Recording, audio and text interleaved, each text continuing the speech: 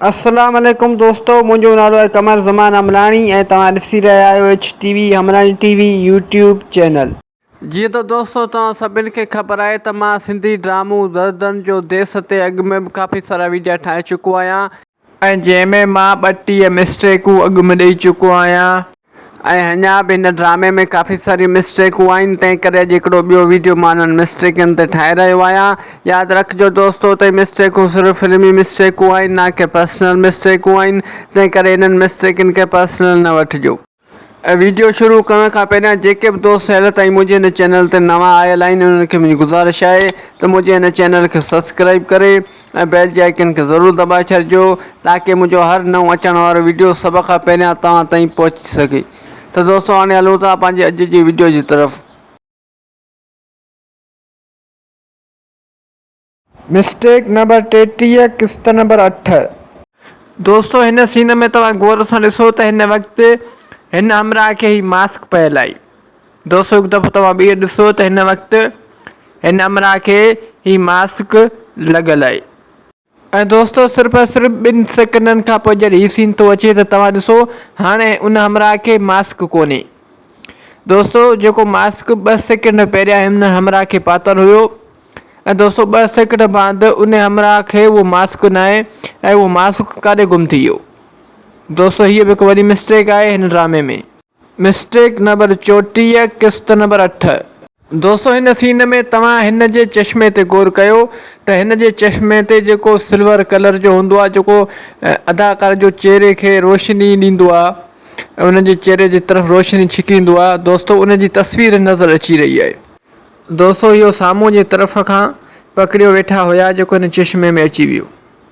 दोस्तों बहरहाल हीअ बि हिकु वॾी मिस्टेक आहे हिन ड्रामे में। मिस्टेक नंबर 35 किस्त नंबर 8।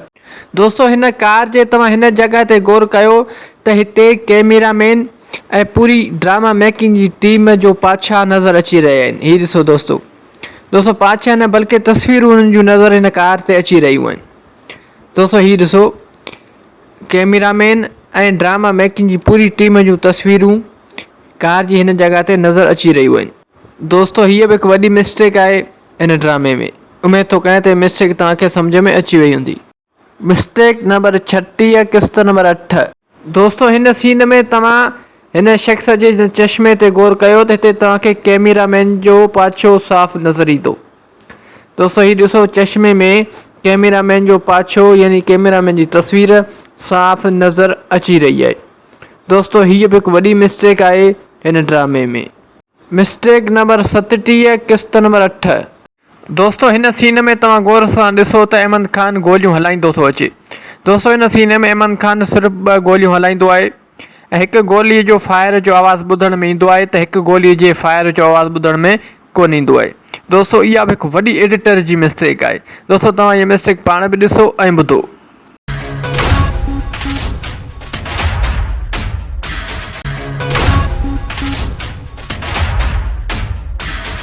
दोस्तों जीअं त तव्हां बि ॿुधो ऐं ॾिठो त हिकु फायर जो आवाज़ु ॿुधण में आयो त ॿिए फायर जो आवाज़ु ॿुधण में कोन आयो। दरअसल दोस्तों इहा एडिटर जी मिस्टेक आहे ऐं इहा बि हिकु वॾी मिस्टेक आहे हिन ड्रामे में। दोस्तों तव्हां मूंखे कमेंट सेक्शन में ज़रूरु ॿुधाइजो त हीअ मिस्टेक आहे या न।